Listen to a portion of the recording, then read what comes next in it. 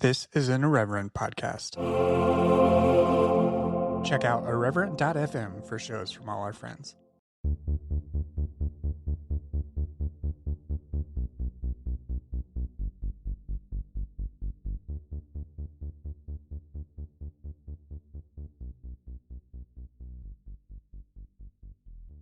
Hello and welcome to Evangelical. I'm your host, Blake Chastain. Last month, I flew down to Clearwater, Florida to participate on a panel with some amazing evangelical people. Catherine Brightbell, Chris Stroop, Akiko Ross, David Wheeler, and Julie Ingersoll. You'll hear from each of them in turn.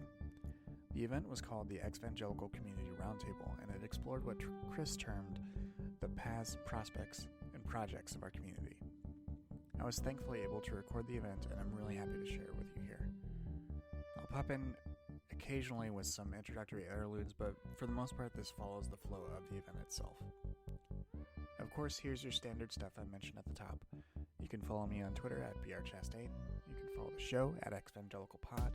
You can join the Facebook group by searching for the group name Evangelical on Facebook. There are a handful of introductory questions that we ask you to fill out. You can like the show on Facebook as well at facebook.com/evangelicalpod. You can also buy merch over at evangelicalpodcast.com/shop. And you can support my Patreon as well at patreon.com/evangelicalpod. All of these people that participated on the panel also have amazing work out there as well, and I've listed all of that in the show notes. You can support Chris directly on Patreon. Catherine has an organization that she works for. David Wheeler does great journalism. Julie Ingersoll does great academic work, and Akiko is amazing on Twitter and elsewhere. All right, everyone, let's get straight to it. Hi, everyone, and welcome to the first Evangelical Community Roundtable. I'm really very happy to be here with this group of commentators. We'd also like to recognize a few guests in the audience, the journalist and novelist Josiah Hess, Alessandra Ragusen, Amanda E.K., and Ryan Connell as well, who are also doing their own tour through the states. Before we get into the individual discussions here, I'd like to talk a little bit about the term evangelical.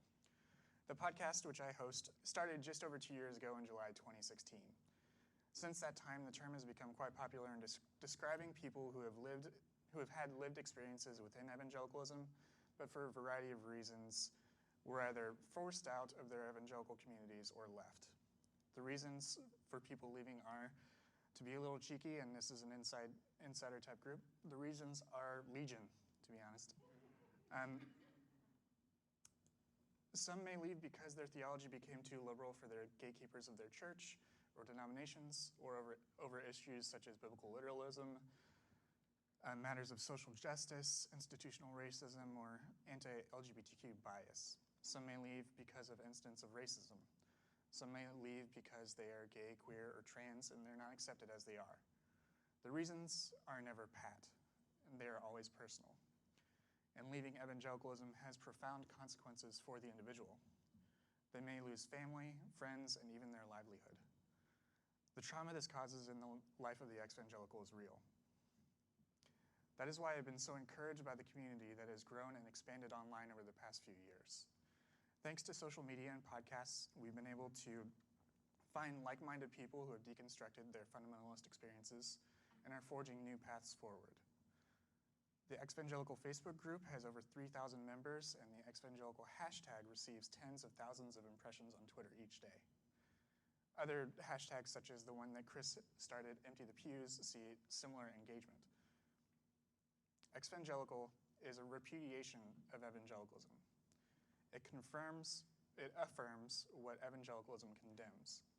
We embrace moral and religious autonomy. We embrace the LGBT community fully, are thoroughly feminist, denounce the role of white supremacy in society in general, and white evangelicalism in particular.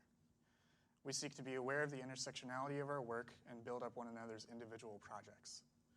There's no requisite theological creed. You will find progressive Christians, atheists, agnostics, Wiccans, and other spiritual expressions within this community. And equal respect and understanding is expected because it's our shared sociocultural heritage that binds us together. We have much in common and much to learn from one another. I believe one of the most effective ways to advocate and express evangelical experience is through stories. And today you're going to hear stories about life inside and outside the evangelical subculture, told through personal narratives, academic study, investigative journalism, and legislative work. Thanks for coming. Now let's get into it.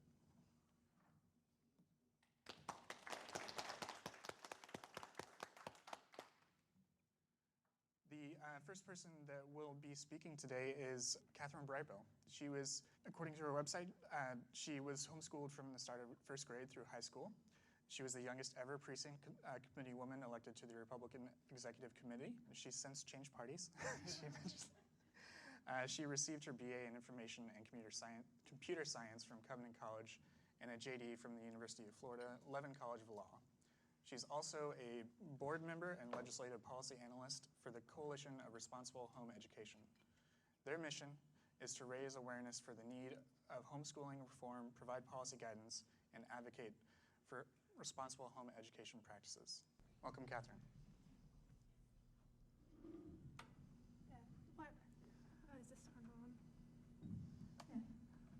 I think what I wanted to do today, and thanks for everybody for coming out, is kind of talk a little bit about the history of the homeschool movement by kind of telling the story of how my family got involved, because it's fairly similar to the experiences that other people have. And every homeschool story is different. Everybody's experiences are different, but there's a lot of commonalities. In the last few years, in contacting with other homeschool alumni from around the country, we realized that we had all the same stories, same cultural experiences, despite being spread out around the country in like very different backgrounds and families. Because of the way that the homeschool movement percolates these ideas through books, through conventions, through speakers. And so the homeschool movement in a lot of ways was one of the big driving forces in radicalizing the religious right and driving evangelicalism even farther into conservatism, farther into the religious right, political right, because of intentional strategy by the religious right movement leaders within the homeschool movement to use homeschooling to create soldiers in the culture war. The idea of arrows and quiver, in the quiverful theology, which is the idea if you should have lots of kids to create more people to take over government. So to tell a little bit of my story, my parents started homeschooling in 1986, which was right when I was starting first grade.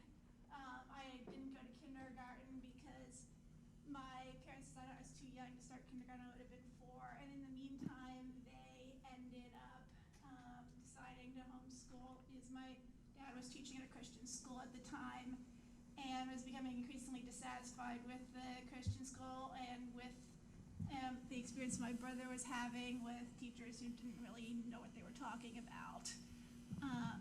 So at that time, we were fairly like mainstream evangelical. The church we were going to was a Southern Baptist church. It was one of the more liberal or Southern Baptist churches. I went to church with Lawton Childs' son, who is the last Democratic governor of Florida. When Lawton Childs announced he was running for governor, the pastor wished him well from the pulpit. So it was it was a mainstream. This is before the full religious right takeover of Southern Baptist Convention in the 90s.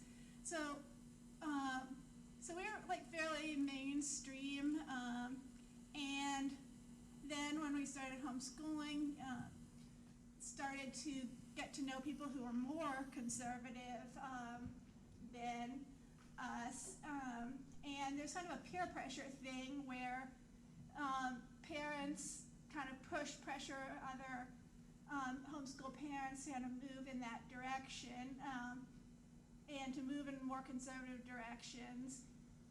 And because once you get into that bubble, it turns into a feedback loop. So even though my parents were much more liberal in terms of like the homeschool community, we were around people who wore like the ankle-length denim jumpers, and that kind of dragged us into that more conservative direction, because of that peer pressure. The culture was that more that way. And what my parents didn't know at the time, because they didn't come from like a Southern evangelical background. My mom was raised in the Evangelical United Brethren Church, which was an offshoot, which was one of the early Anabaptist denominations formed in North America. And my dad grew up in what became the ELCA. So they didn't have the background, the language to recognize that the people that were pushing the homeschool movement were different, like that they were using evangelical terms, they were using those kind of Christian terms that are used all across like American Christianity, but we're using them in redefining the terms in different ways to be more conservative and to push this idea of using children and using families to take over like American government. And that's the purpose of like the homeschool movement, or the religious homeschool movement, is to raise kids to take over American government. So my family was interested in politics anyway, so when like the pressure at like getting involved in politics, getting involved in government, like it was kind of a natural fit, because that's how like a lot of these movements work, is that they take people who already have these inclinations and they hype it up, and they don't really tell you out front that their end goal is to implement a Christian theocracy. It's once you kind of get involved and get more and more involved that sort of starts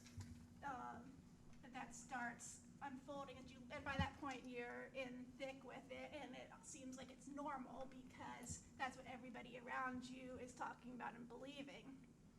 So we ended up getting involved in Operation Rescue in the early 90s because some of our homeschool friends were leaders in like National Operation Rescue, running the youth Operation Rescue programs. And so since we were friends with them from homeschooling, they kind of nudged us along in that way to get involved, which is a fairly common thing where with homeschooling, when you get into those more extreme movements, it's because you know other homeschoolers who are involved, and they kind of start talking it up and encouraging you to get involved. So by the time I was 13, I'd been arrested like 3 different times in 2 different states with Operation Rescue. I'd spoken at Operation Rescue events, did like interpretive dances at Operation Rescue rallies, and they were sold the idea, and they especially targeted the youth, this idea that you are going to be the future leaders and you're going to take over the country, and this is your first step and your first training in taking over. And it's a very kind of heady experience because they took these young idealistic kids and they sold us this idea that we were already leaders, which is interesting. I learned in reading about ISIS that they actually use a very similar tactic in giving extreme responsibilities to young kids in order to get them fully engaged in the movement. So, so my parents were more, my parents believed in educating their daughters, which is not always the case. So my sister and I went to college. My parents always encouraged an education. My parents discouraged early marriage.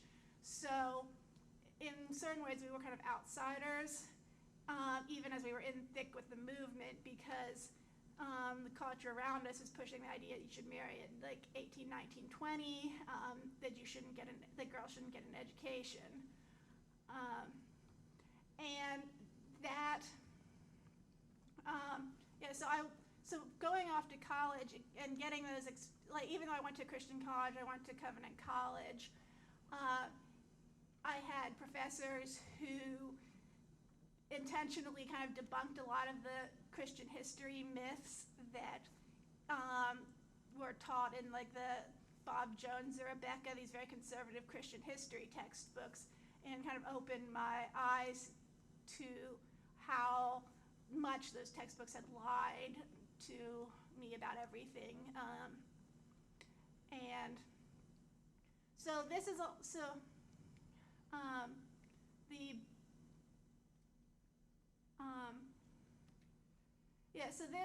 so then as in the last like 5 or 6 years, homeschool alumni through social media has started connecting, and realizing that all of our experiences that we had were the same, that even though like I grew up in an educated middle-class family with educated parents who like encouraged college, I had the same like experiences as like these kids who grew up in like working class, very like rural fundamentalist families because of the homeschool movement. We started sharing stories, and then that led to the launch of Coalition for Responsible Home Education back in 2013, which advocates for homeschool children both in religious and secular homeschool families, because homeschooling is very underregulated, which it's intentionally underregulated precisely because the religious right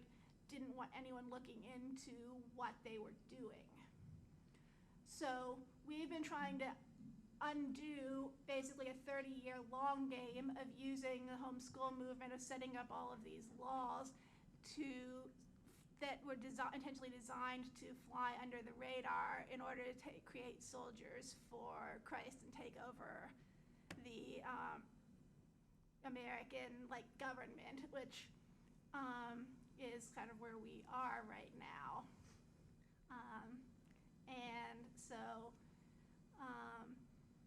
so I guess with that, I will hand it off.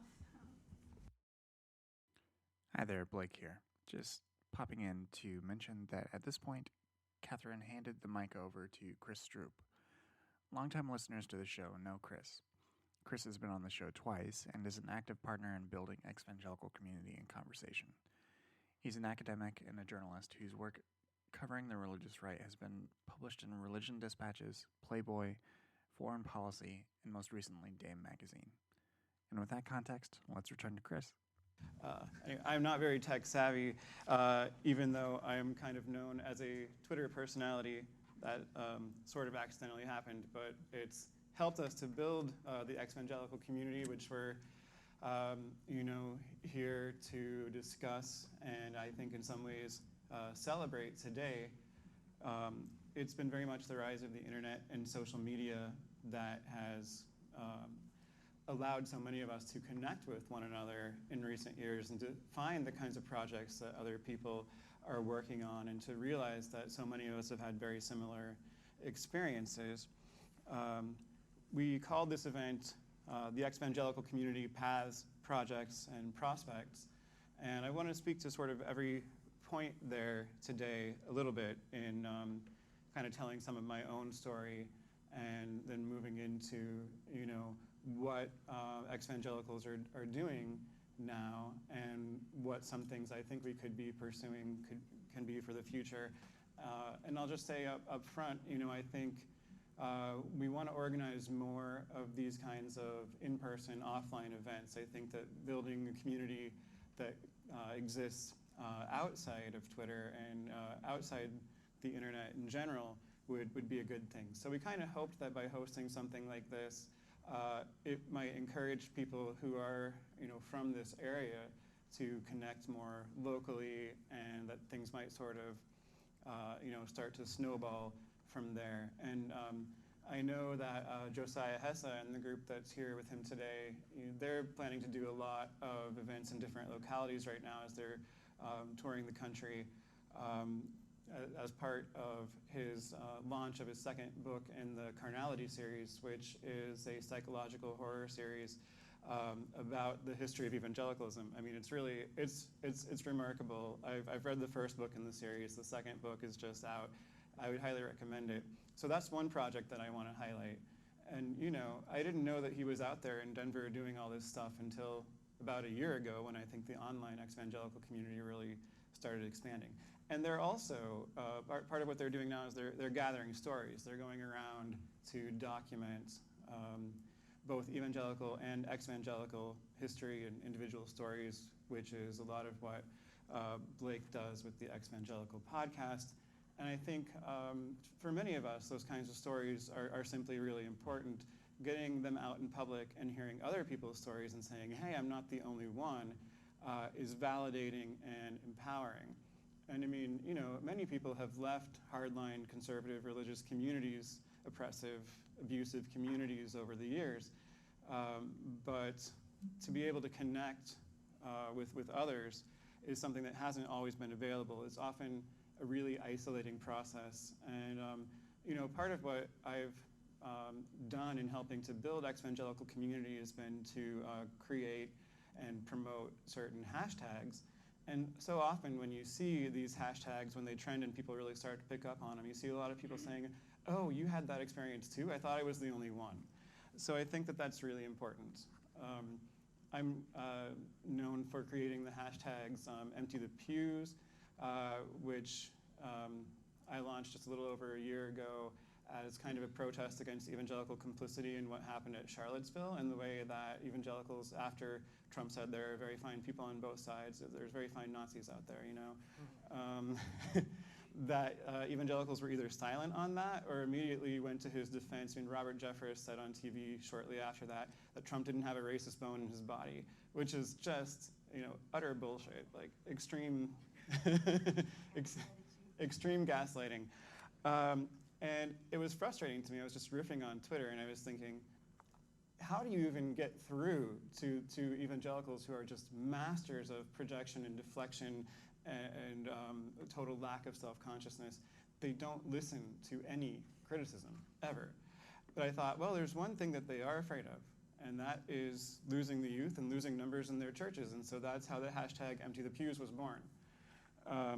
And I called for people to share their stories of either why they had left evangelicalism, or to leave their churches now and protest and share those stories. And I have talked to a number of people for whom the evangelical embrace of Trump, and they're still around 75 or 78%, rate him favorable. 78% of white evangelicals, I think, according to the last poll I saw. So that was the last straw for a lot of people. And for many of us who had already left because we were personally alienated on some level, either the anti-intellectualism or being queer or the misogyny or the racism, I think the election of Trump really was galvanizing and helping us to start trying harder to connect with others. A lot of us have been kind of voices crying in the wilderness, trying to say things about what's wrong with evangelicalism and how, as a political movement, it's hurting the country. And that sort of brought us together.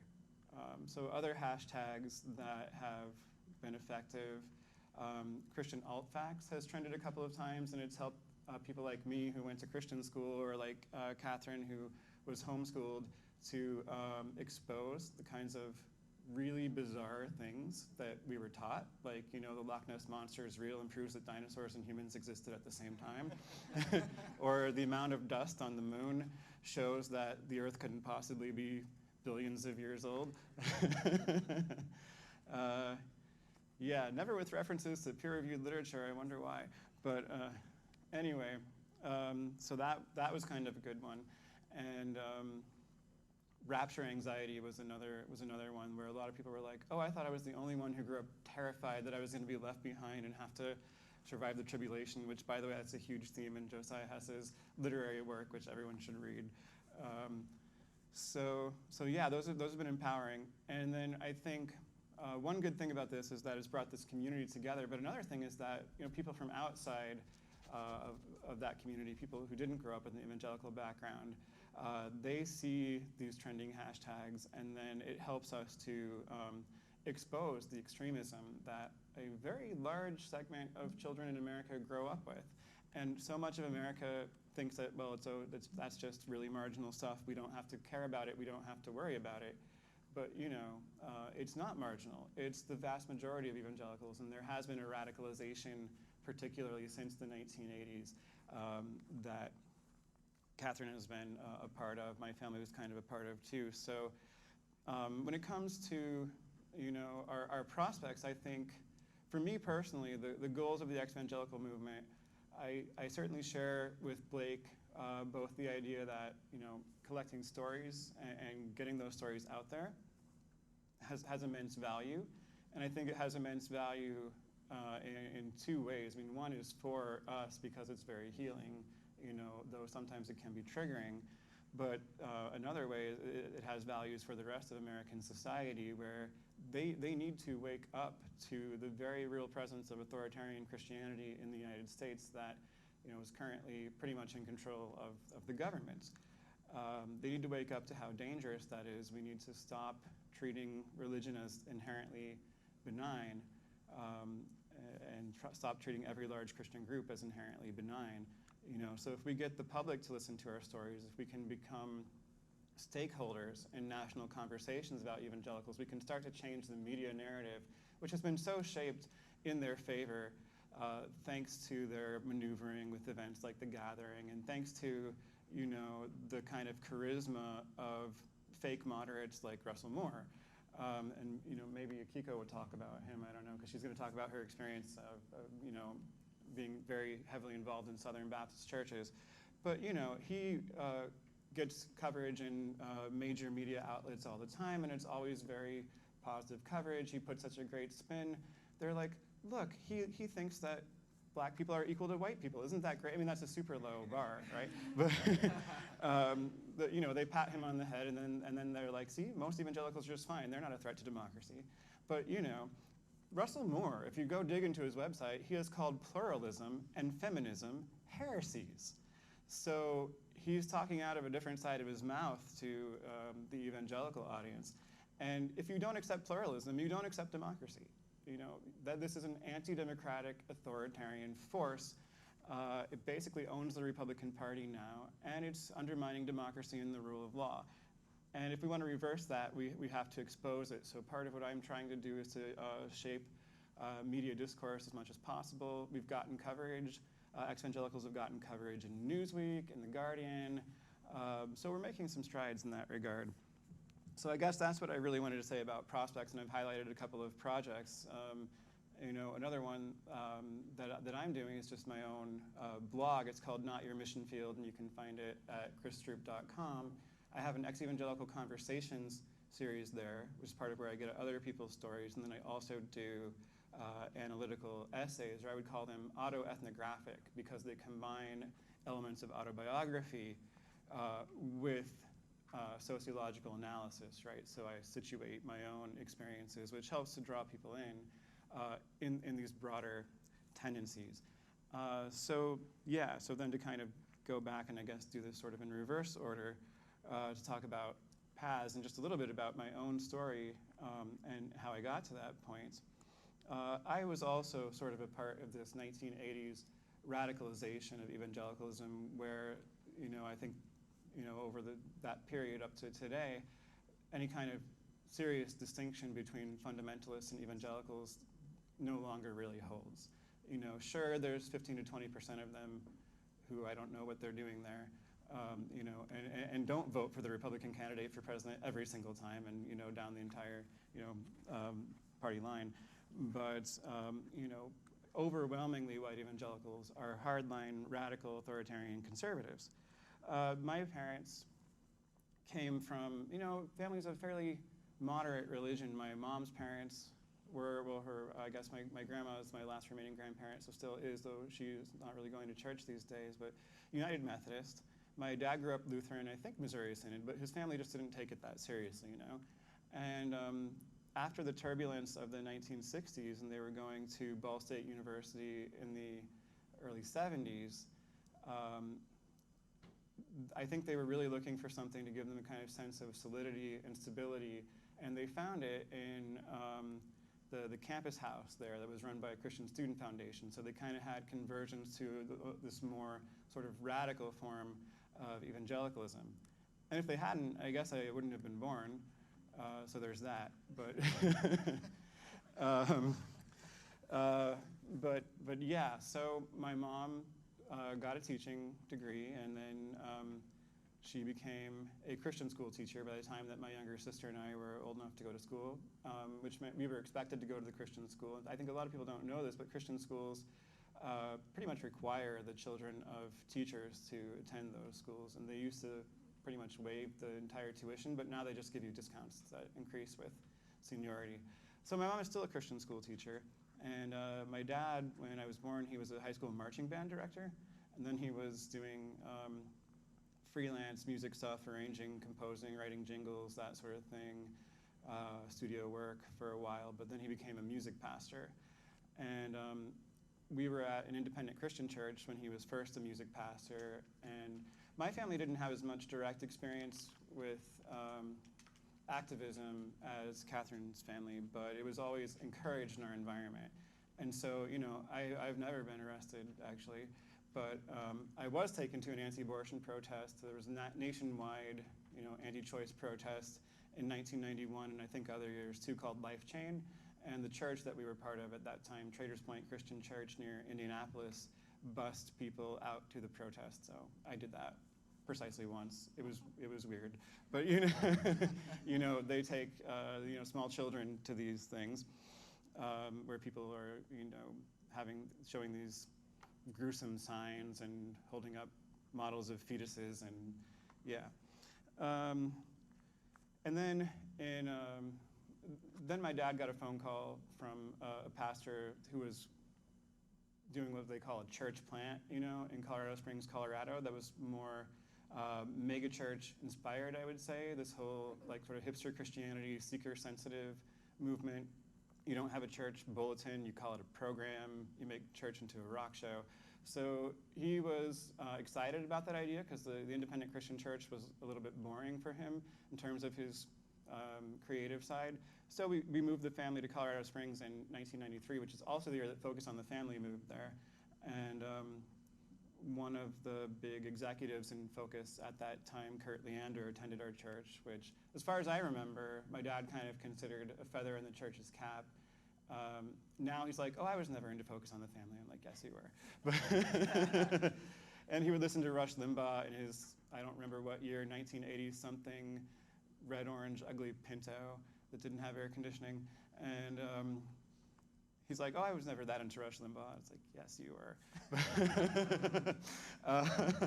So the Christian school there was even more extreme, Colorado Springs Christian School. I remember getting yelled at by a red-faced lunch lady once because she overheard me calling humans primates, and I was like, "It doesn't mean we evolved, it's just a biological classification." Because I was a super nerdy 7th grader. But nope, she was having none of that. Anyway, because that pastor, classic case, sort of went on a power trip, and I don't have all the details because evangelicals are always super vague about these things, purposefully. Apparently was abusing his authority, didn't want to submit to an elder board, threatened the job security of my dad and the youth pastor, a guy named Marty Longcore, who was also from Indiana. So they wrote a strongly worded, but I'm sure very, very vague, though I still hope to find it someday, letter to the missionary church, basically complaining about his abuses, and then they, also through the umbrella organization of the missionary church, decided to go back to Indiana and start their own church plant. So we went back, and I went back to Heritage Christian School in Indianapolis, which is where I graduated from. That church plant failed, and some of the people blamed my dad for not tithing a full 10% of his salary, which was ugly because he didn't make very much and couldn't really afford to. but that's obviously why it failed. You didn't have enough faith. So that definitely shaped my experience of Christianity, but my deconstruction really started when I was about 16 years old. I read the entire Bible through for the first time, and I couldn't make certain things hold together, and I didn't like this, divinely ordained genocide that I was reading about in the Old Testament. And so I went and talked to our then pastor, who later also became a Bible teacher at that school, Marcus Warner, who was big into spiritual warfare, and told him about my doubts, and he seemed very sympathetic, and everyone thought he was a real intellectual in our community. And so he gave me some apologetics book to read, not one of the famous ones. It was in question and answer format, and I can't remember what it was, but it wasn't Lee Strobel or Josh McDowell or anybody like that. And I read it, and the answers still seemed kind of too pat for me to resolve all these issues that I had with taking the Bible as inerrant and literal, contradictions. And so I went back, and then of course the problem was with me, right? So that's where I started to experience serious spiritual abuse. I was obviously harboring sin in my life. That's the phrase that he used, because if I weren't, I would be able to read the Bible through the Holy Spirit and to see that it's of course inerrant. How could it be otherwise?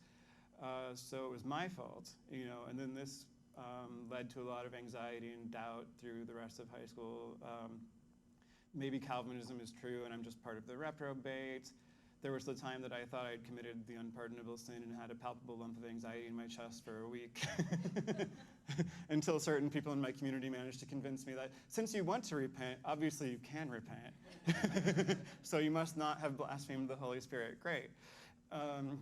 So, I kind of went on that way, becoming increasingly progressive, but mostly just simulating with my family, because it's very hard to make that sort of break with your family, and the people in your community and the social cost that comes with that for almost the next 2 decades or so. I mean, it was only when I was 35 that I first published a really scathing piece of commentary that was critical of evangelicalism, and I published it on Religion Dispatches, and then it was picked up by Salon and Alternate, so it got a lot of play, and that created a really rough couple of years with some of the people in my family. My aunt yelled at me for hurting my mom. My sister yelled at me for hurting my mom. They said I'm attacking everything they stand for, because you can't just be attacking homophobia. You have to be attacking everything, everything. And had a couple of very awkward years of very difficult conversations with my mom that also involved me ultimately telling her that I'm queer, which she did not initially take well, but I'm fortunate in the sense that it has, led to a place where my mom actually respects my boundaries now. And I mean, they knew that I wasn't going to church for years, and my mom kept saying, church is a great place to make friends. Well, she doesn't do that anymore, thankfully. And my dad had already really he was a safe person to talk to, because unlike most evangelicals, he's not really threatened by difference. So, I was still in that kind of place where I sure wished that I had more people who'd had similar experiences to talk to, and then Trump happened, and then hashtags happened, and that's my story. I think The next panelist we heard from was Akiko Ross. Akiko had spent 40 years in the Southern Baptist Church before ultimately leaving after the rise of Donald Trump and the support she saw for him inside the church. Her story is incredible, and any further introduction I would try to provide would not really do it justice. At the tail end of the Q&A session, she mentions that she will have some more coming out in the future, and I, for one, cannot wait to read it. Here's Akiko. I go by Akiko socially because I still work in the legal field.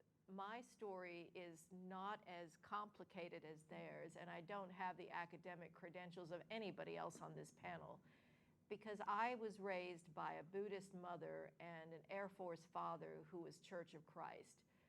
So if you don't know those two cultures, then you're unaware that both of those cultures prefer male children only. So when you grow up, and my mother had never wanted to be married or to have children, so she made sure she let me know from a very early age that she had gone to an abortion clinic to get rid of me, and my father stopped her and married her. So by the time I was 9, it was very ingrained that I was a very unwanted kid, and I wanted a place to belong. And I walk down the street to a VBS, a Southern Baptist BVS, where they welcome you. They welcome you with open arms. They tell you how much you are loved, and they accept you where you are, or so you think. So I start in with evangelicalism at a very early age, and I'm the only one in my family going. So I don't know about all the other things happening in the church, because my perspective is as a kid who's just being accepted in a group, and community becomes very important to me. But I was always a Democrat. I spent one brief year as a Republican, and my job for the Republican Party in Northwest Florida, I worked as a party hostess. So my job was to dress up in a gown and introduce powerful Republican men to each other and try to avoid them grabbing me every chance they got. So I ended my experiment with the Republican Party very early because of that. So when I'm a Democrat and a Christian, an evangelical Christian at the same time, it's the same kind of dichotomy I'm experiencing at home, where my father is trying to raise me as a boy, but I'm being told I can only do girl things. So I turned to drinking at a very young age, and I'm very, very good at hiding it, taking the thermos to school, and I can function perfectly fine because school is so very easy, and no one knows. Not even my closest friends would know. And because I am half Japanese, I don't share any of it. I'm all about keeping face, never losing face, never bringing dishonor on your family or your group or anything. So when things started happening, such as Roe v. Wade, I marched for Roe v. Wade as a preteen, but I don't tell anybody. I marched in the later 70s for a woman's right to have credit cards in her own name, and I fight with the local store to give me credit, insisting that my gender should not stop me. They give in because I show up every day for 4 weeks, and they finally give up. But when I start getting involved in a Southern Baptist church, it doesn't take me long to understand that women have a place in the church, but it's second place. It's always going to be second place. And the first thing you have to be able to put away is your intelligence. You have to put away your intellect. You have to be able to laugh at whatever some man says and be able to accept that he is always going to rule over you, that his opinion matters and yours doesn't if it disagrees with his. So you're pushed into early marriage because you're told. And I'll tell you this, before I was 39, I was married and divorced 4 times, all to Christian men, all of whom never bothered to propose, but just announced that God told them that I was the one. And I was so involved in the church that I did not see that I might have a say-so, that I had the ability to say no, and so I didn't.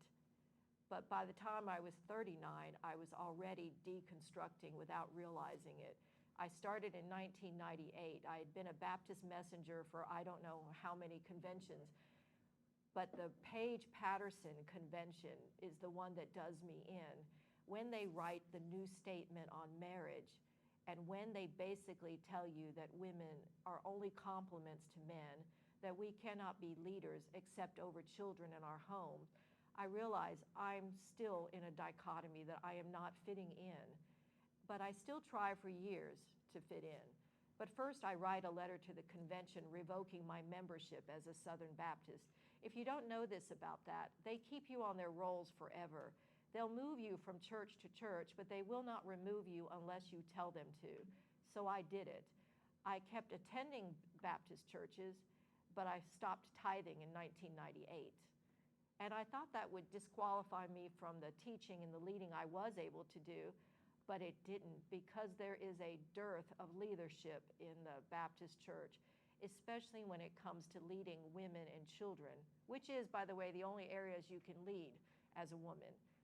I began in singles ministry, but could not lead a class on my own because I needed to have a man lead with me, and began to realize very quickly how little those men knew how to teach, that they had positions just because they were men, not because they knew how to reach people. So I began to form women's groups and realized my groups were getting bigger and bigger, and the men's groups were not growing. And when I was asked, I would say, You have got to be able to talk to people and make a connection. And if you're not able to connect to them where they are, they don't care what you have to say.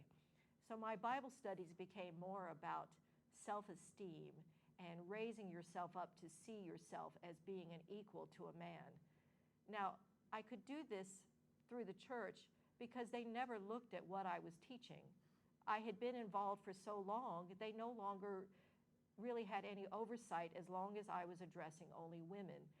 But what I was beginning to see and began to alarm me through the 80s, 90s, and then by the 2000s were I was dealing with women that were depressed, anxious, unhappy, wanting to work at more fulfilling jobs, but being told that their jobs were to have children, raise children, stay home, have more children. You can have a little teaching job on the side if you want, but you can't go into any fields that matter. So we didn't have women professors, women lawyers, women scientists. We didn't see any of that until lately. This is a younger generation of people up here whose evangelicalism has told them to make an army that takes over these jobs. But I come from a generation where women were not to do any of that. So I stopped my education for my husbands so they could have their educations, including putting one through for a second degree and then having him leave. So my youngest child, who is sitting here, was diagnosed with a progressive disorder when she was 5. And the women of my church came to me to ask me very sweetly, what unconfessed sin did I have that I wanted to share in order to heal her? And my response was, don't you believe that God made everybody? Do you think he makes mistakes?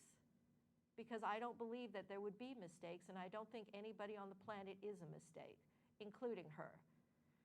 So my journey was a slow one. It was like when you drop a frog into cold water and then turn up the heat. The frog will die before the frog ever realizes he needs to jump out. I didn't realize I needed to jump out. And then the 2015 election cycle started. And I noticed that my friends going back 40 and 50 years were suddenly on this Trump train. And I couldn't understand how, and I would start to have conversations with them. And it dawned on me very quickly, the reason that they see him as ordained and anointed and put into office by God is because he is a white man. Because when you ask them, what about Obama? Wouldn't he have been ordained? How about Bill Clinton? They don't see any of them as having been ordained for office. And then I got to hear about something that I'd never heard before called the Cyrus prophecy, where you can use an evil man to do the bidding of God and for the betterment of the country. And that's where they hang their hat. I call him the orange calf because it is like the golden calf when Moses comes down from the mountain and he realizes all these people have turned away from God and worshiped an idol. And that's how I see Trump. And when that happened, I began unfriending them all. They would write me and call me and say, why? And I said, we are not morally compatible anymore. I am not going to be able to watch you trash people who are not white because I am not white. You have always thought of me as white when you didn't think of me as yellow, but I'm neither one. I'm both. So in dealing with Christian men in the church as a single, I learned about something else I didn't know. Apparently growing up on military bases shelters you from a lot, but there is a thing called yellow fever, and if you are Asian, especially if you're Japanese, the gist of it is that they see us all as geishas, and they see geishas as basically prostitutes. And so I would be propositioned by Christian men, and married ones too, with I should be able to sleep with them because, it's not really cheating on their wives. It's not really cheating because I'm a prostitute anyway, right? And it's like, I was full on in purity culture. How do you think I got married so many times? It is because it's marry or burn. That's what you learn as a Southern Baptist, marry or burn. And so when you're under that pressure and a man approaches you and tells you that God has told him you are the one, and you believe God, then you believe him. So now I'm almost 58, so that's looking at 20 years back. In the meantime, in 2015, I walk away from the church entirely because I realize I've now bought into a system that's a cult, one that treats white males as the only acceptable leadership anywhere. And I can't deal with that because I meet too many people who are so good at everything and are not given the chance simply because they were not born with the right body part and the right skin color. So I look at this as even more so the patriarchy has made it so that women, Christian women especially, have begun to feel like they are worthless, and I don't like it. I don't like it when I hear a woman say her highest calling is to be at home and have children. I think that's a great calling. I don't think it's the only one. When Ivanka Trump says on Labor Day to thank the women who stay home, and I'm thinking, this was about organized labor. This is not about somebody staying home. And I realize how out of touch the religious right has become, and that the reason that they want to keep us where we are is because if we rise up and if we work together, we can change the way this country is going. And that's what you're seeing now. The Me Too movement showed how prevalent sexual abuse was, not only in the community at large, but within the church itself. Because within a Southern Baptist church, because this goes back to Paige Patterson, is if your husband abuses you, you must return to him because your faith will save him. He will see how worthy you are and he will change.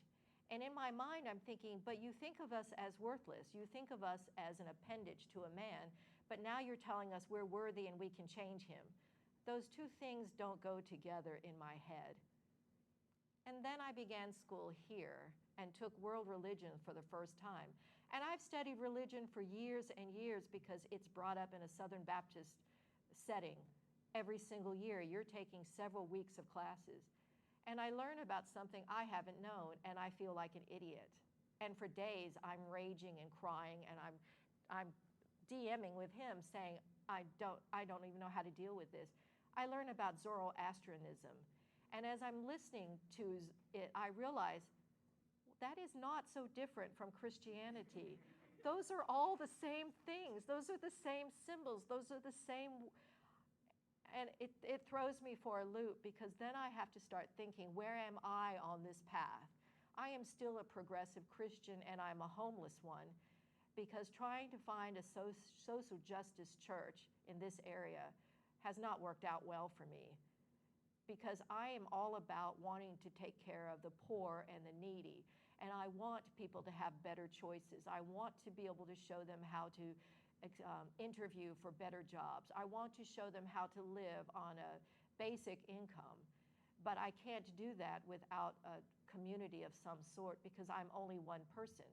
So what I've lost in this journey was my sense of community, my sense of family, knowing that I had activities and things to do with, and my social circle has gotten so small that outside of this group, I have my daughter and my friend Cindy. And that has been it in this area because everything else I had to leave behind to stand up for doing what's morally, legally, and ethically correct, which is to make sure that we elect a government that remembers that it has checks and balances, that this is a Madisonian democracy and not a sovereign nation of any sort. This is not a monarchy, and I want to make sure that we change that. So I am back in school to get my Bachelor's of Science in Public Policy because my intent is to work to restore those checks and balances in the system. And by the way, I am also a big public school proponent. I do not like the idea of homeschools or Christian schools if it takes away from the kids who can't afford either. Not everyone can have a parent to stay home and take care of them and put them through school, and not everybody can afford to pay for school. So I want a public option that works for most people because I want them educated too. And that's my story.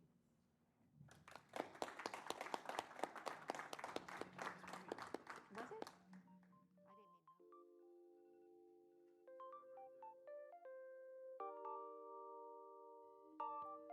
Our next speaker was David Wheeler. David is a professor of journalism at the University of Tampa and received his undergraduate degree from Asbury University in Wilmore, Kentucky. He was also a member of the faculty there for a time.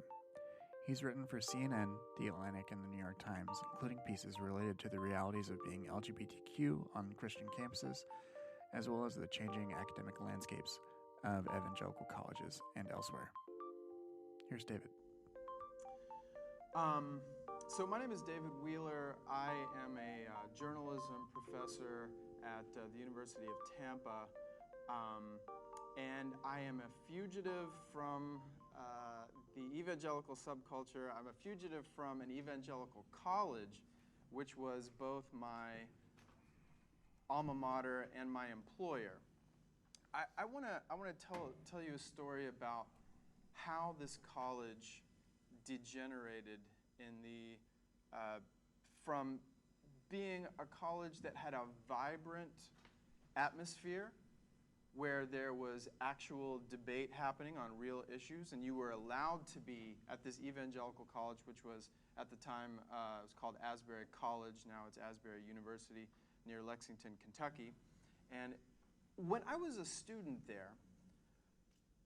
there was vibrant debate. There was a college Democrats club, as well as and that laugh is exactly what I'm talking about. It just sounds unbelievable. Yes. There was a college Democrats group in the 90s. I was there from 95 to 99. You could be a theological liberal. You could be a political liberal. And you could be part of the community. We had a speaker one time when I was an undergrad at Asbury who said, Jesus would never have been a member of the Christian Coalition.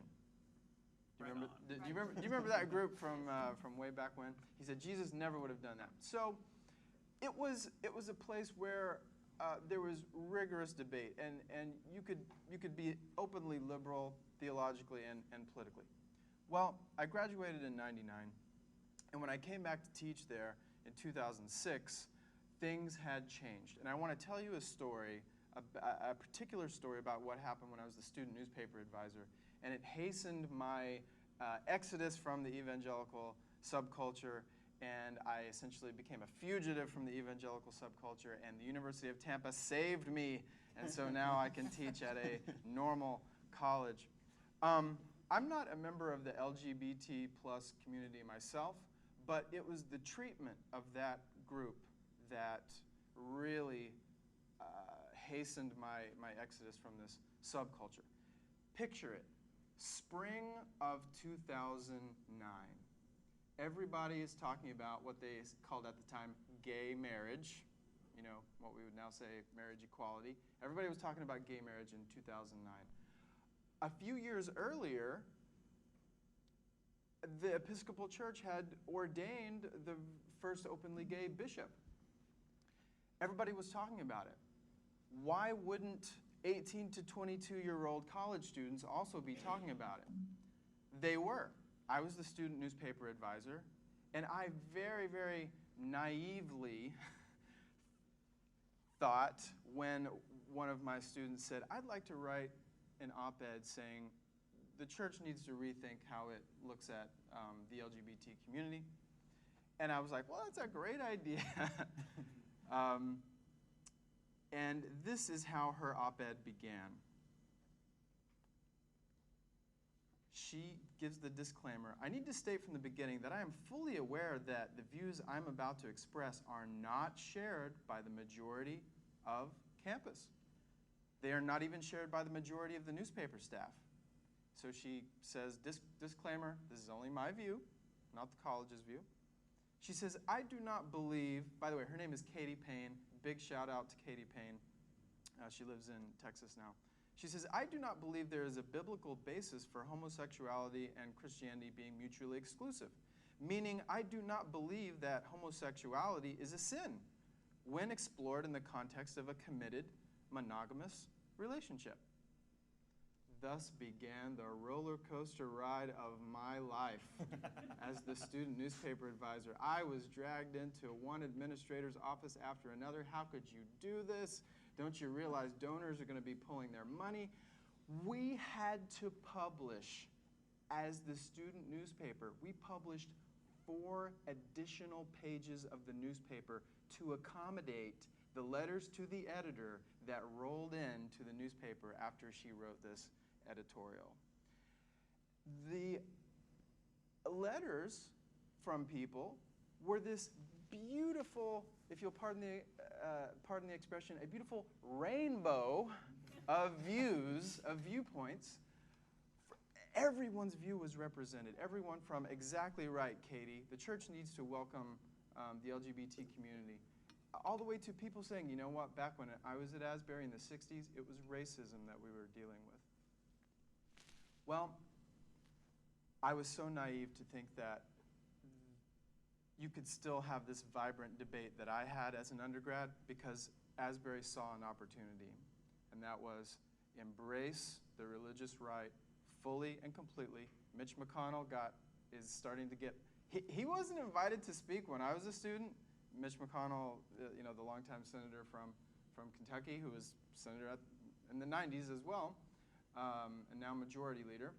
And he started getting honorary degrees and invited to speak at the inauguration of the Asbury's president in 2007. Eventually, it got so bad that as a journalism professor, I started getting the following kinds of questions from students and their parents.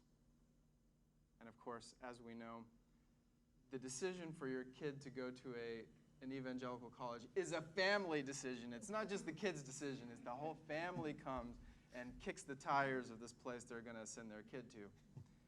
And I would get questions like this. You know, David, we're only considering colleges that have a human sexuality statement. Does Asbury have a human sexuality statement? That's code. Let me read you a small portion of Asbury's human sexuality statement. A faithful interpretation of Scripture affirms the principle that sexual purity honors God and that all forms of sexual intimacy that occur outside of the covenant of heterosexual marriage are sinful distortions of the beauty that God intended. We do not surrender the biblical standard of sexual purity to the prevailing secular culture, nor the definition of male and female, those words are in quotes, to mean something more or different than an individual's sex at birth. Translation, gay people not welcome. Transgender people not welcome. In fact, I wrote an article for the Chronicle of Higher Education where the day after the Obergefell decision, Asbury got together. All of their current and past presidents got on stage and said, we have to figure out a way to survive the day when the federal government says you have to start admitting gay and transgender students. We have to build up our endowment enough to where you don't need federal loans to go here anymore. So I escaped as a fugitive from Asbury, and I now teach at the University of Tampa. And a lot more to say, but I'm going to stop now and turn things over. Can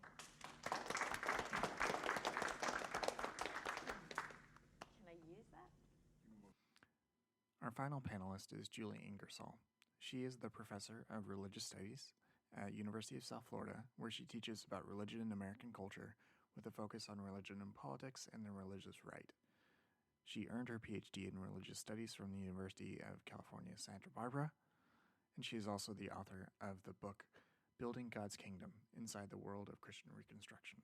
Use that? Here's Julie. Great. Better than holding it. Hi, thank you for being here. This is really exciting, and I'm so thankful to have been invited to participate. Like Akiko, I feel alienated. I live in Jacksonville, and there aren't communities there where you have real opportunity to build relationships with people who aren't Trump supporters, for example, just as a shorthand for that, So participating in an event like this is just really nice and rewarding for me, and I appreciate you all being here. My personal background is in some ways similar, although I left evangelicalism much, much longer ago than any of these folks. But my background there was much more extreme as well. Certainly being arrested with Operation Rescue was an ordinary thing for me years ago. But I was also part of a Christian Reconstructionist family and co-founded a Christian school and was involved in all kinds of aspects of some of the most extreme parts of evangelicalism. And I'm happy to talk about those sorts of things, but I'm far enough away from that now that I kind of want to take a different tack here. I'm also now a professor of religious studies at the University of North Florida. My training is in American religion and sociology of religion. And I've written a good bit on the kinds of issues that give rise to the ex-evangelical movement. My first book is about evangelical women who are leaderships in positions where their leadership roles are contested and the conflicts they face. It was written before there were podcasts. But in many ways, it's an ethnographic study that draws on the stories of the women who experienced the conflict. So I see it as, in many ways, an earlier version of the kinds of work that you're doing, Blake.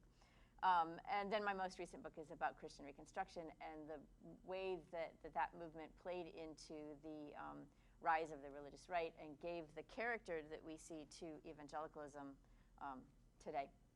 So because I want to talk about I kind of see what I can do here, what I can contribute here, as to sort of help provide some sort of larger context for understanding the individual stories. I think these individual stories are crucially important for a bunch of reasons that I'm sure that we'll talk about.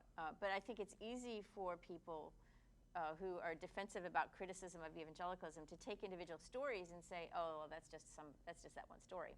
So I think that the balance of sort of academic work in the background that situates these stories in a larger historical context and a larger critique can be valuable to the conversation.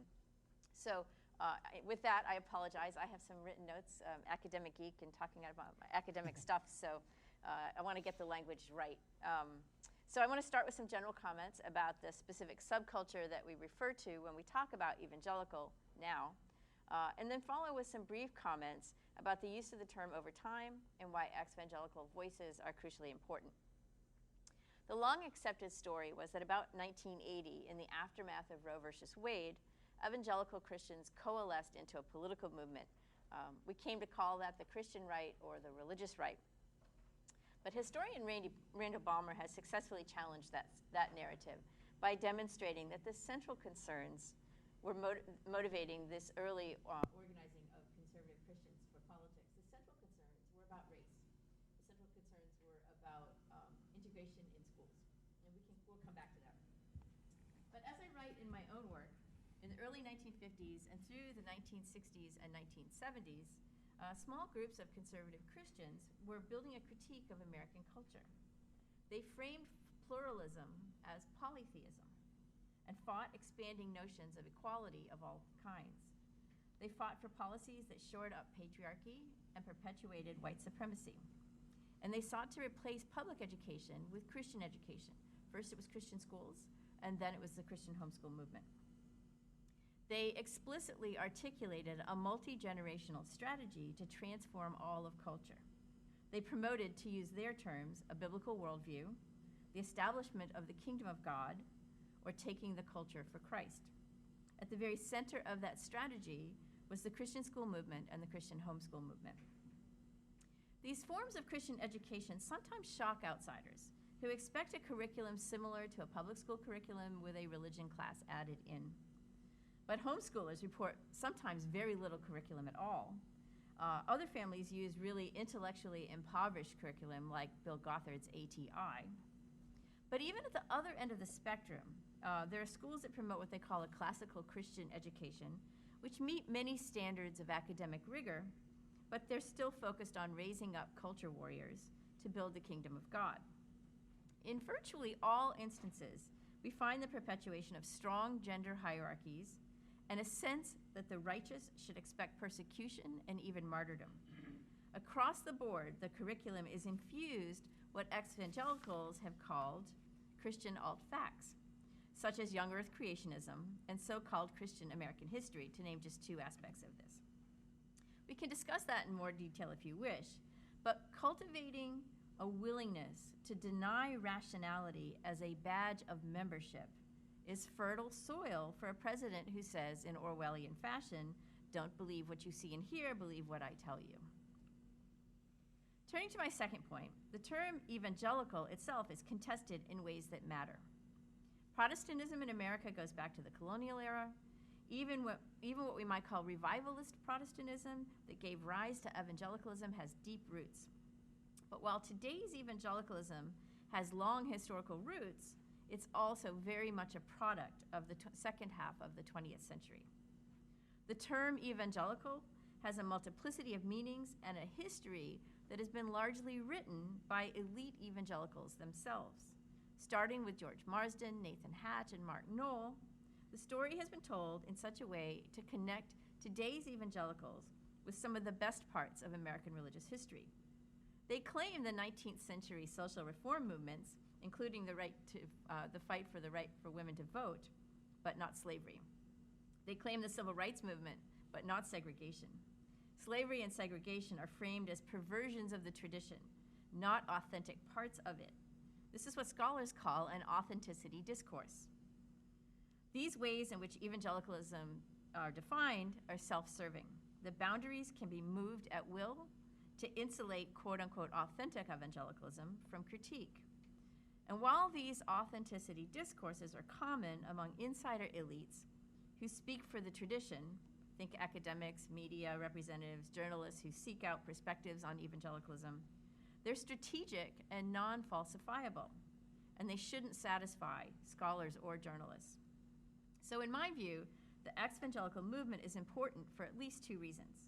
First, when I left evangelicalism for so many years ago, there was no Facebook group or XV Twitter. I had to do so much of that resetting with just a couple of friends. And make no mistake, this exit takes a serious rethinking of everything. The network of support and encouragement is invaluable. Second, evangelicals show clearly that definitions that purportedly rely on a set of theological beliefs, the Bebington quadrilateral, for insider language there, those definitions are really inadequate. Evangelical beliefs vary over time, and they're both diverse and not unique to evangelicals. What makes evangelicalism discernible as a group are shared cultural touchstones. And today, those are largely not those preferred by the cultural elites who want to protect a respectable evangelicalism. Respectable is in quotes there too. There's a larger significance to this because evangelicals, especially a few of you, are really good at social media, organizing, blogging, podcasting, and even scholarship. XVs are now challenging that self-serving narrative in really important ways. They're pointing out the problems in the tradition and directly challenging the efforts to promote it and protect it from critique. So I think that the work specifically that Chris does with regard to putting an alternative reading of the evangelical tradition out there in public is crucially important. So those are my comments. Thanks again for being here. I'm pretty sure John Fee hates me for that. Oh, good. And in this final section here is our questions from the audience section. We get to have some good dialogue with members of the audience, and I hope you enjoy this final bit of the show. I will mention that the audio quality here is a little rougher because our audio tech had disappeared for whatever reason. So sorry about that, but hopefully you can understand and hear the questions well. Thank you. I apologize for reading, but you want to get the... It didn't sound like you were reading. It was great. All right. Thank you to the panelists for your wonderful stories and insights. We want to actually open up everything to a panel discussion now, as well as to questions from the audience. First off, I think our sound tech is gone, and also the wireless mic doesn't record. So if you do have a question, I can sort of sneak this one as close as I can. If you want to come forward, if you have a question for the panel. Anybody?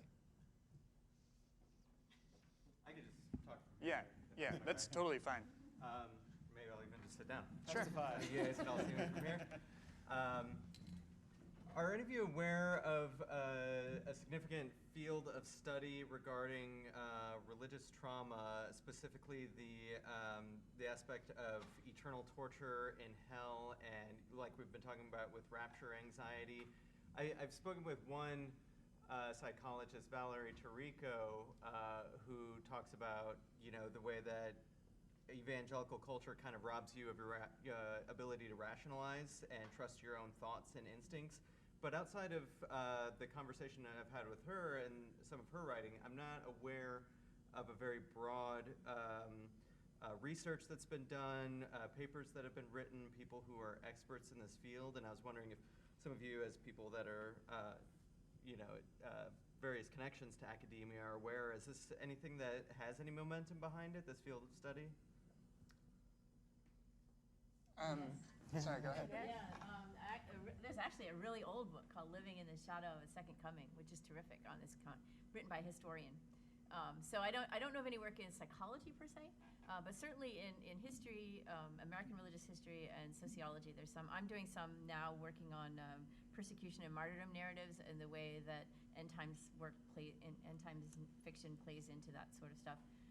But there is some out there from historical and sociological perspectives I know of. In terms of psychology, I don't know much beyond Marlene Winnell and Valerie Tarico, but Joshua Grubbs is a social psychologist and ex-evangelical, and his undergraduate alma mater is Liberty University. And he and at least one of his grad students are now doing some related research there. And he would also be a good person to ask about the research that's out there. There's one other person that I'm aware of that is doing this on a more individual basis. Her name is Teresa Pascual Mateos, and she's written books about spiritual trauma and religious trauma, and is also doing more private work. And she also runs the Mystic Soul Project, so she is centered a lot on, that is a person of color centered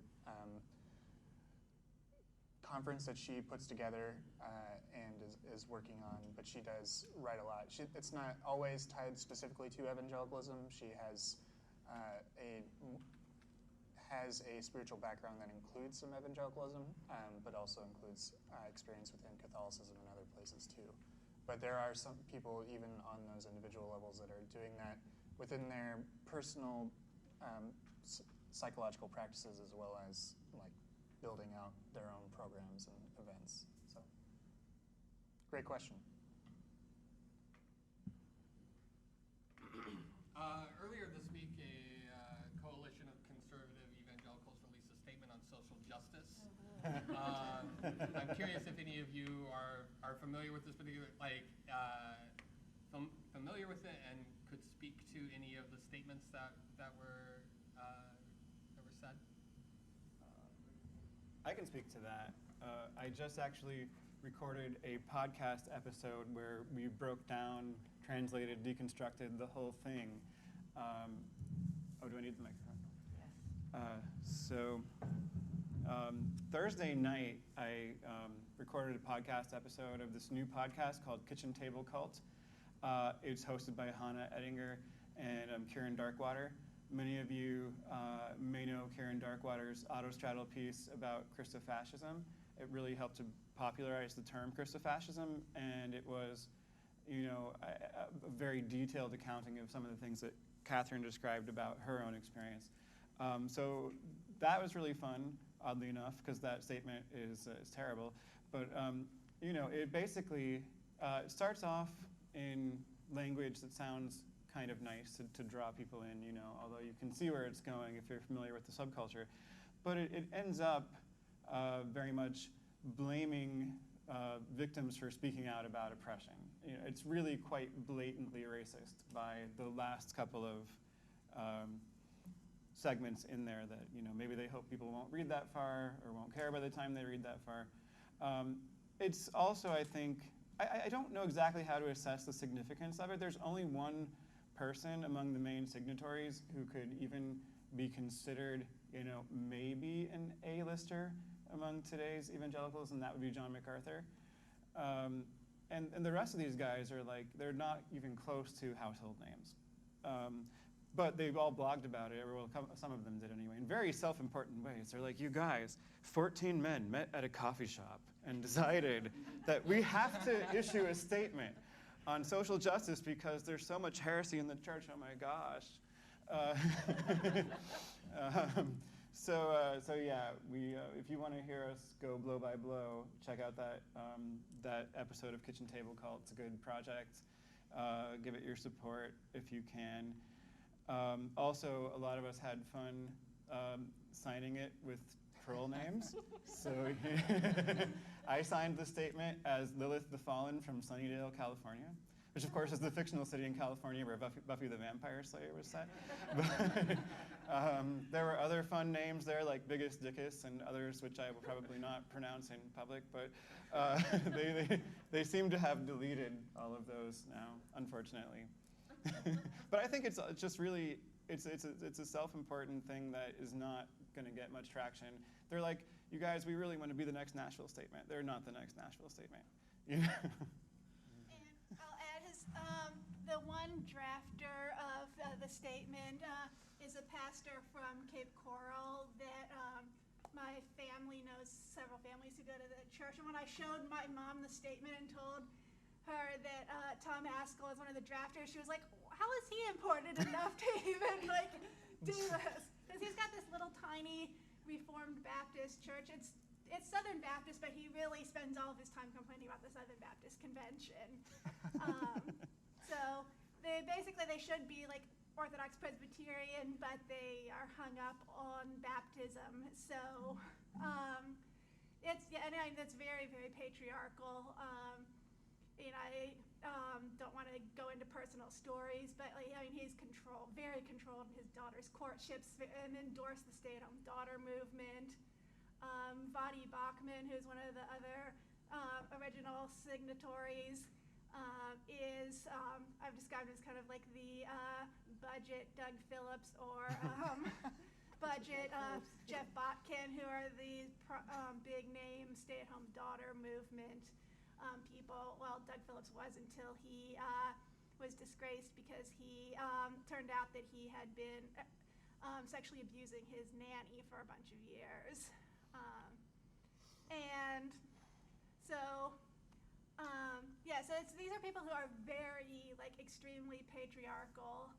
And then it should come as no surprise that Doug Wilson is one of the signatories who signed on, who they boosted his name as one of the top people. He wrote the book Southern Slavery as It Was. It's a pure slavery apologetic, which he co-wrote with one of the board members from the League of the South, which you might recognize that name because they were one of the groups at the Unite the Right rally in Charlottesville. So that gives you an idea of how white nationalist the people are who are involved in this.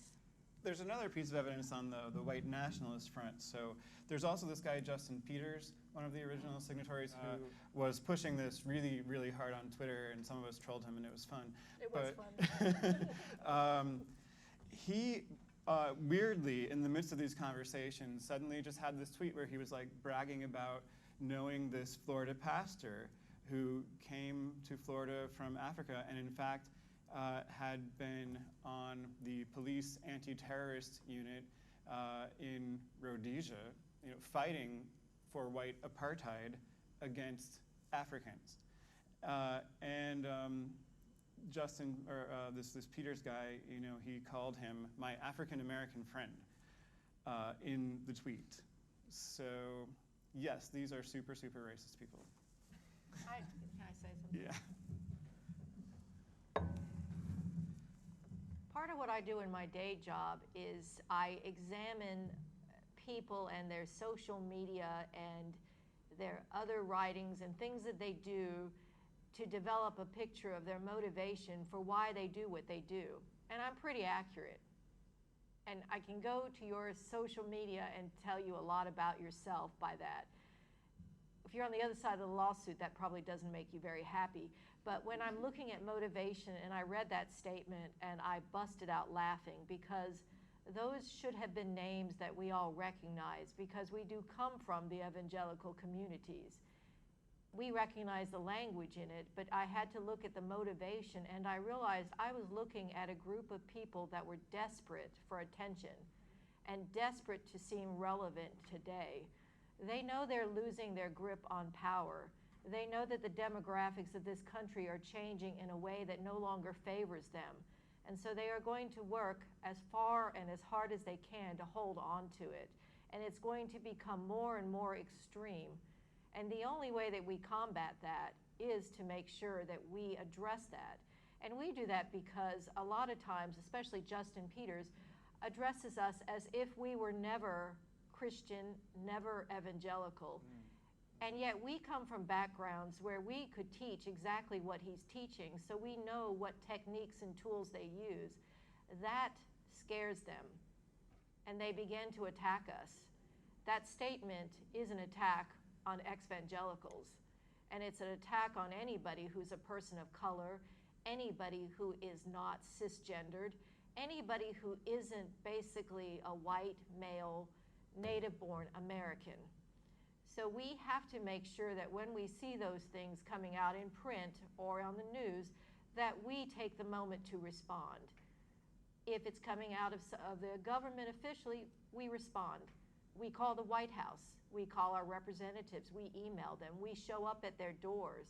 We make sure that they understand that we are not going away, and we are not going to allow their abuses and the patriarchy to continue. Because that patriarchy hurts not only women, but hurts everyone who isn't exactly like them. So the time has come that when we see that, we say something.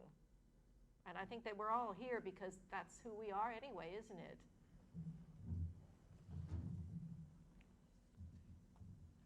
Go ahead. Touching off of that, if Trump does get indicted and he gets kicked out, we have to deal with Pence, which, in my opinion, is why we all left, and why we're here today. Do you have any goals or any plans to implement or any strategies that in case this happens that we can stop this besides painting all of our houses rainbows?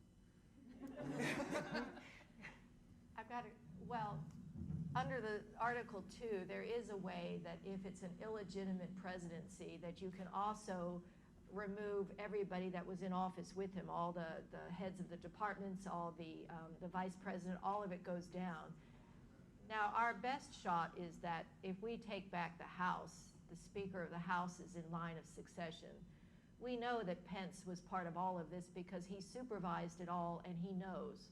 So we can only have one person at a time that we can actually concentrate on, and for the moment that's Trump. But next up to the batting cage will be Pence. Once Pence is removed, who's next in line but the Speaker of the House? And if we take back the House, that's going to be a Democrat. So maybe that's a lofty goal, but I'm working towards that personally. And I'd like to add that the kind of work that we're just doing to expose the extremism that Pence represents remains important. And if we get to that sort of scenario, we can also remind everyone of the precedent of Spiro Agnew, right? So Pence should resign. If they try to sort of foist Pence on us, I don't think that he will, but that's some leverage that we can use to put public pressure on him. And also, of course, we've got to hope that he's exposed to be complicit in all these kinds of criminal things that are swirling around the Trump regime.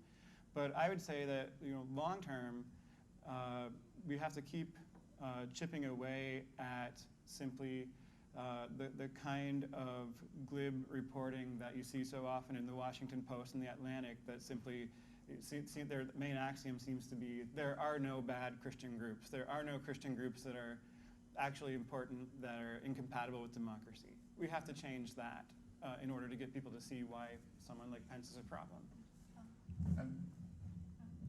And personally speaking, I would rather that we have to fight Pence than fight Trump, is I know how to beat somebody like Pence. I know how he thinks. I know how he operates. I know his mindset. I know know how to stop evangelicals.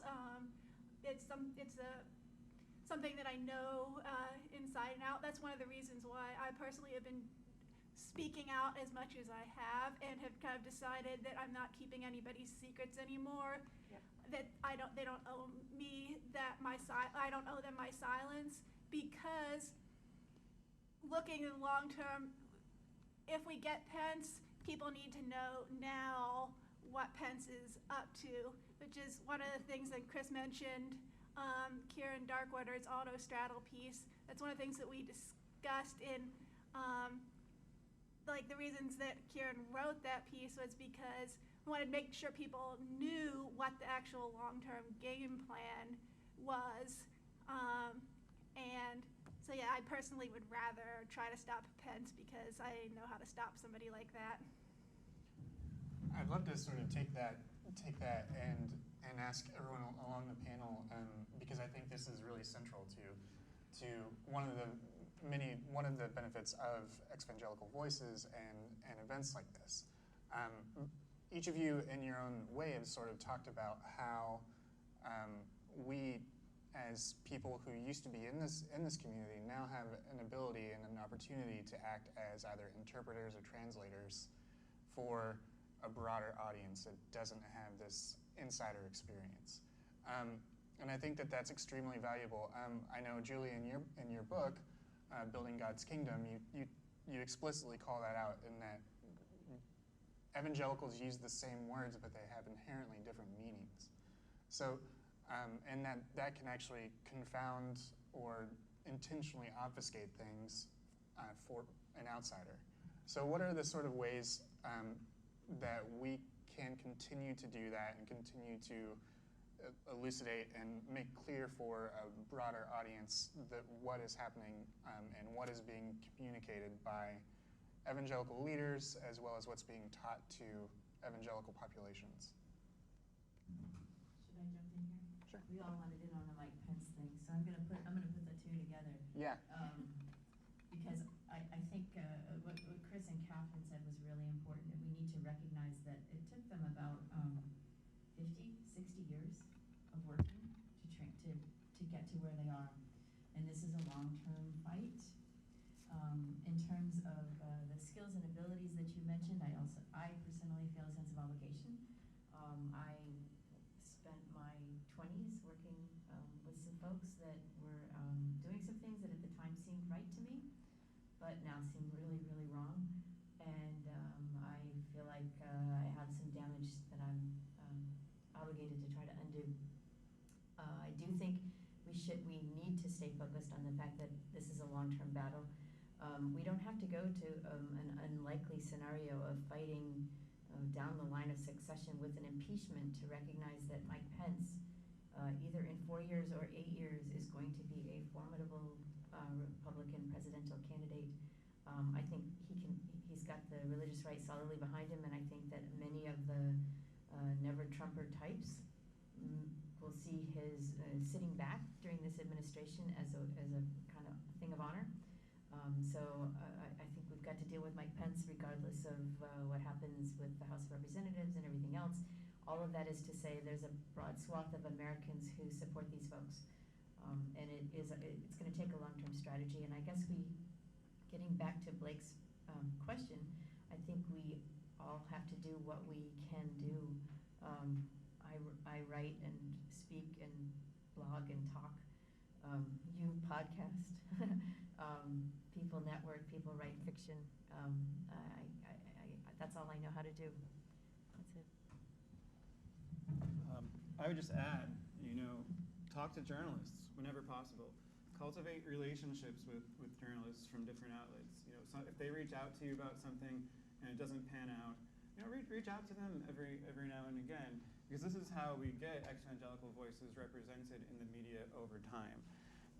Before Nina Burley of Newsweek quoted some of us and talked about our significance for the Trump era in Newsweek, I was, occasionally talking to her on the phone, emailing with her, I think, for a year and a half or so. And she was always really on board, and we had a good rapport. And she considered these issues important and was looking for a good time to write about it. So the more we can kind of cultivate those relationships with sympathetic journalists and those who have maybe done some hard-hitting pieces on evangelicals already and kind of buck the trend that we see in the Washington Post and the Atlantic, and most of the time in the New York Times too, that's something that those of us who can get access to the media just have to kind of plug away at over time. And I think that we should also, support each other's projects and try to help each other get more publicity for the things that we are doing. So, I know there are a lot of books coming down the line. There are some books that have recently been published, memoirs about growing up in evangelicalism. And a lot of this stuff was kind of being started just as individuals, and I think it'll be most effective now if we really try to support each other as a community. So I hope we see more of that going ahead. I think he wants the mic. Oh. This one works.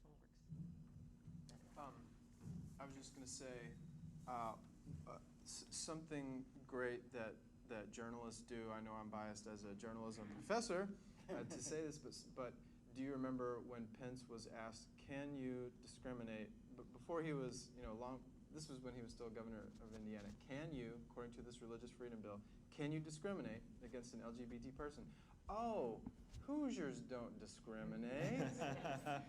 If you can pointedly ask the question, can you deny service to an LGBT person?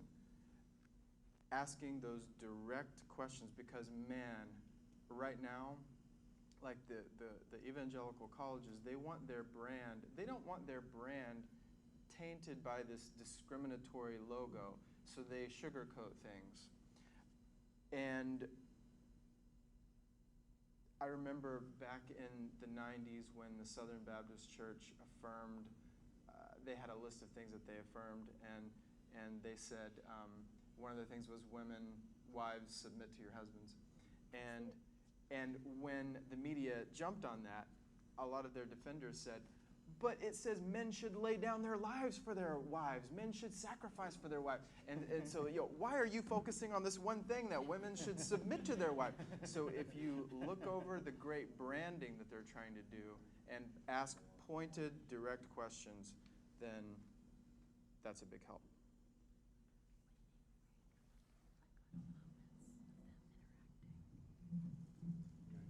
I think the other thing that's important is to document your own experiences, because we know from history that the evangelical movement rewrites their own history. They rewrote the history of segregation. Now everybody pretends that they were always on the right side of integration when they weren't.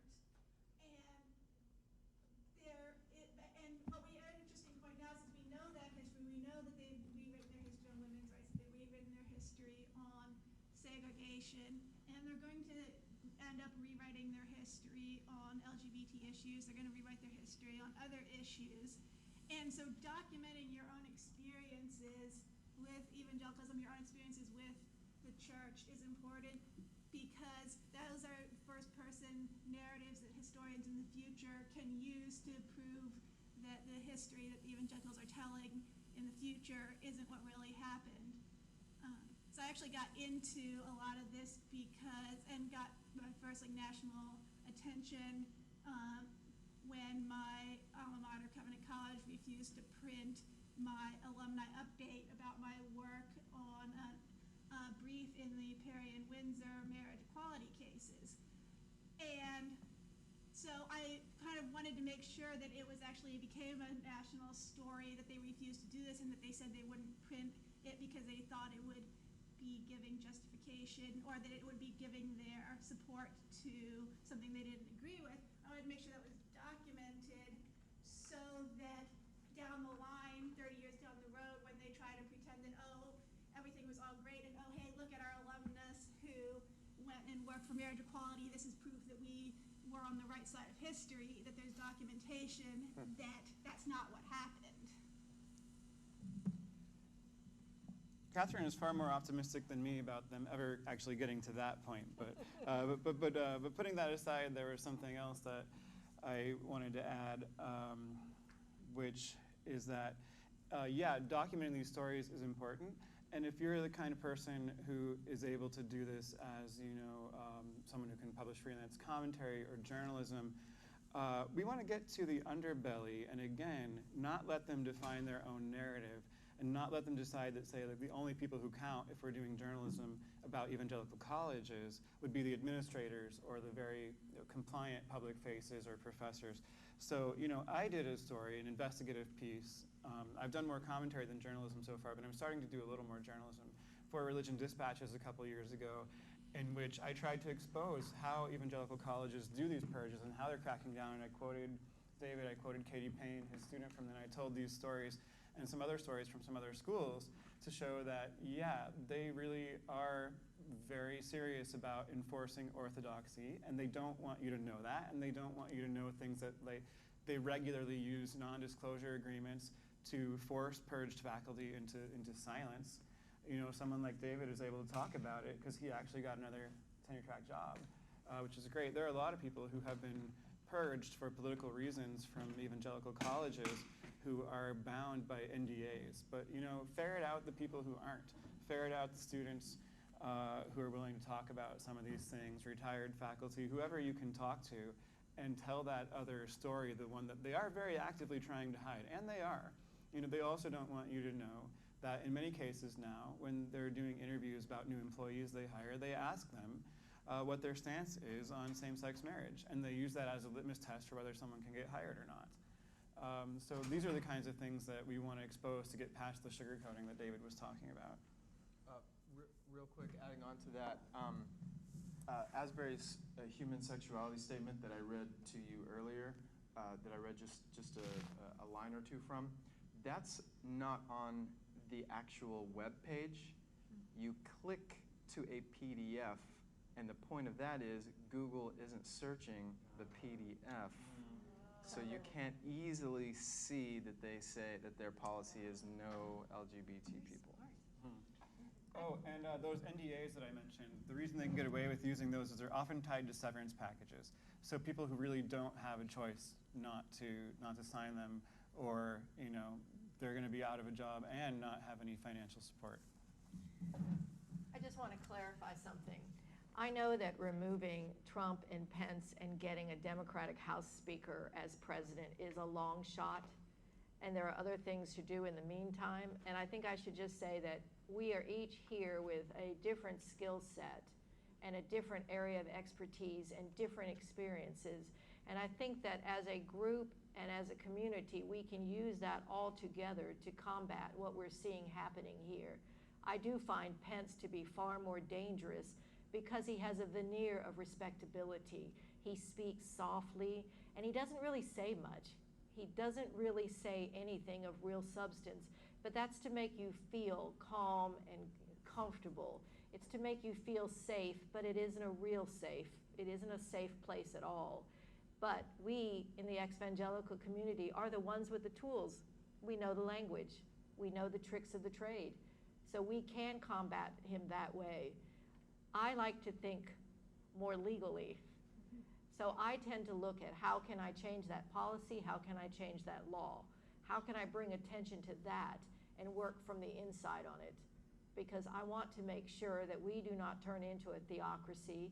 I don't want to see a dominionist as president, because I think that when that happens, we will start to lose a lot of rights, a lot of them. We'll start to be limited in where we can work and what we can say and even what we can wear and do on our free time. So I would caution you that if you want a different country, you make sure that Pence gets exposed for who he is.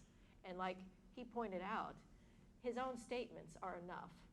His own history is enough to sink him if we work together as a team and do this. And I'll just add that on that public policy front, which is very important, it's not just a national battle. We have to win local and state level battles. So don't neglect those, because we do still have this kind of loose American federalism And some states are a lot better than others in terms of protecting people's rights and providing access to health insurance and things like that. So yes, Trump and Pence and everything happening in Washington is very important, but many of us are more likely to be able to do things about, say, local laws and ordinances we don't like.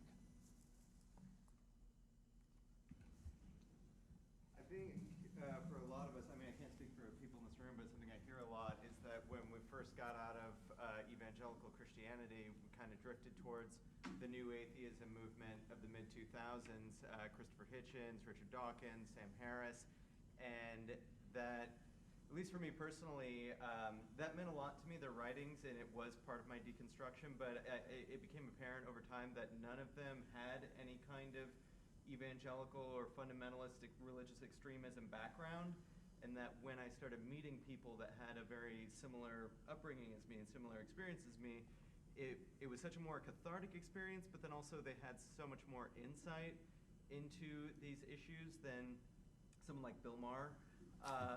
And so I'm curious from your standpoint as people that are working on events like this and podcasts and publications in this field, what the differences are, or how you see a different approach, or if there is one, in this type of field versus what was going on 10, 15 years ago with the new atheism movement. I'll speak to that a little bit. One of the things that I mentioned in the brief intro and everything was really that the thing that really combined us together is that we have this shared background. But I think one of the most sort of central parts to most people's deconstruction and most people's current state of belief is a sense of humility and rejecting the idea that there's some sort of singular, absolute theological or philosophical belief. And I think that it is important that the ex-evangelical community has clear shared values in that they affirm people's personal autonomy, they affirm the LGBT community, they affirm women. Those things are table stakes, but it's not a new Christian creed. It's not one that requires you to maintain a membership in some sort of religious expression of any particular individual kind. And to me, that is an essential aspect of this community. I think that it does sometimes create a sort of tension because it can be a pretty big tent. You've got people that have no interest in religion, and some that are still trying to find some satisfaction of some sort through religious answers. And so that sometimes there's not always a level of empathy that can be reached with every single person. But things, especially things like coming from very fundamentalist places, or just the continual conversation you have with people in our age demographic of people coming out of purity culture, I mean, that screws with people no matter what they believe now. So. I'd like to add that I think one of the problems with people like Bill Maher and Richard Dawkins, Sam Harris, and their willingness to say a lot about things that they haven't, not only they haven't lived, but they haven't even studied in detail or even tried to take seriously or study from the inside, is sort of exactly what's wrong with patriarchy and heteronormativity in general. And they absolutely don't see it in themselves, But now you've got Sam Harris embracing Grace Science 2.0, and honestly, no one should be surprised. So I'm totally over the new atheists.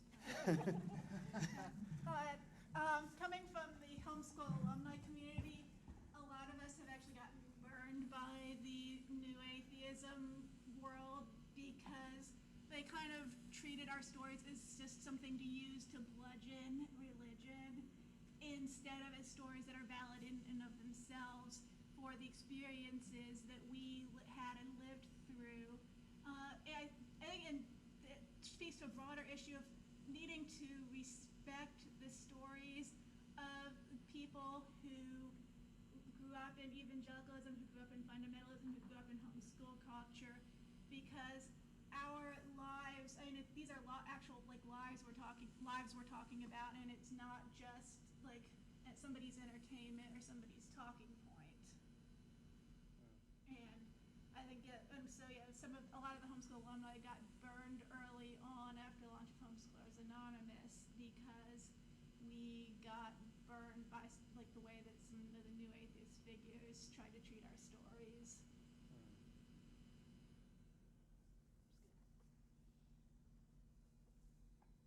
I don't know if I have a question in this so much just a comment, but in the new atheist movement, we see a lot of the same stuff that's happening in evangelicalism, of this complete denial of the other side, this complete like debasement of them, belittling of them, and like an inability and a refusal to come together and talk. And I think if anything, we're representing a change in that. Like, we all come from very different backgrounds, but all had the evangelical theme in our lives. And I think what a lot of feminism, what a lot of LGBTQ queer theory teaches is that like we have to respect the fact that we all came from very, very different places, and we do all have a different skill set that we bring together and find where we have common ground and move forward from there, as opposed to like living in a world of polar opposites all the time. And I think that's the danger, is in any movement that you have is becoming a new polar opposite. And I don't think that's what we're trying to do as evangelicals. Like, many of my best friends are still evangelical. I live on a seminary campus with my brother. So it's all about like finding understanding and finding opportunities to express stories and to like come together, as opposed to just creating a new pendulum swing. And I think that's a lot of what I'm seeing here, which is really exciting, to find people who aren't about fighting anymore.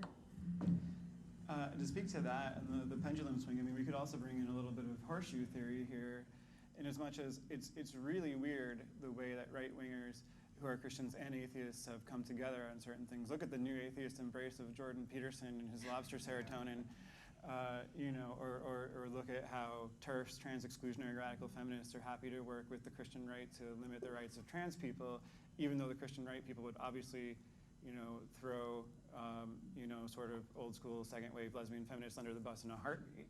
They don't care about their rights at all, but they all can hate trans people together. Yay. Are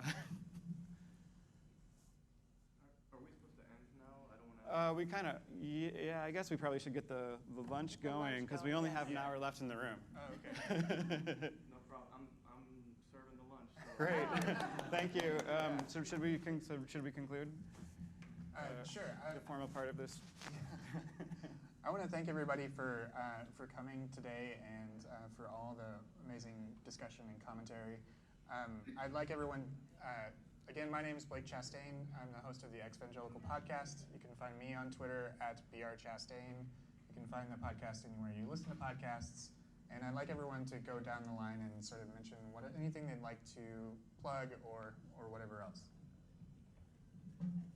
You can find me on Twitter at KEBrightbill. Also have my website is catherinebrightbill.com.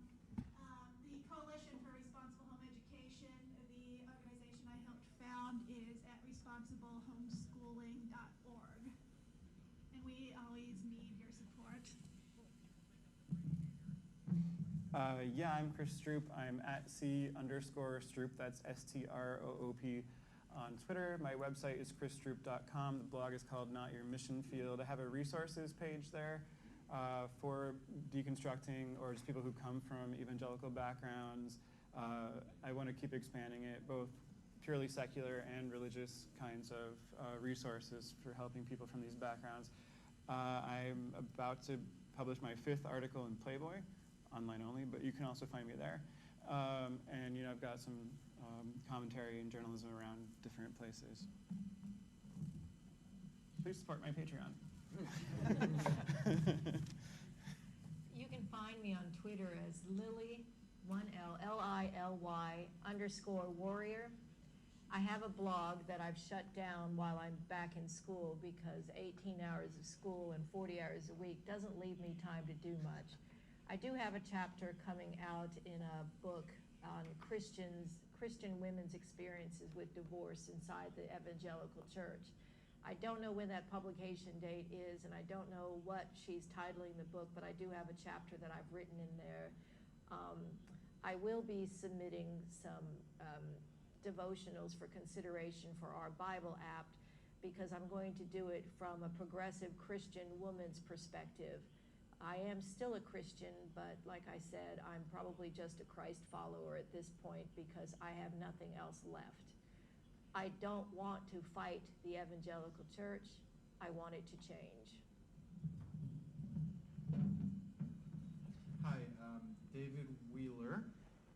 You can find me on Twitter at Wheeler Workshop. I write a lot for CNN and The Atlantic. I'm working on a satirical movie about what it's like to be a journalist in the Trump era. It's called... You are the enemy of the people. Yes, it's called When I Tell People I'm a Journalist. I have the trailer that I would love to show you. My name is Julie Ingersoll. I'm a professor of religious studies at the University of North Florida. You can find me on Twitter at Julie Ingersoll. That's JulieingerSoll. And from my Twitter page, you can find a web link that will have courses that I teach. The two books that I think might be relevant to the conversation here. The first is Evangelical Christian Women, War Stories and the Gender Battles, and the second is Building, what is it? Building God's Kingdom. Building God's Kingdom Inside the World of Christian Reconstruction. Can we let Josiah say a little bit about what he's doing right now? And Sure. they're trying to crowdfund. I know this research, this kind of thing that they're doing going across the country. So I'd like to plug their GoFundMe as well. Yeah. Do you want me to come up here? However you are comfortable doing it. Whatever you're comfortable with. I don't know if you're recording. Yeah. Like, and want, There you go. Hey, my name's Josiah.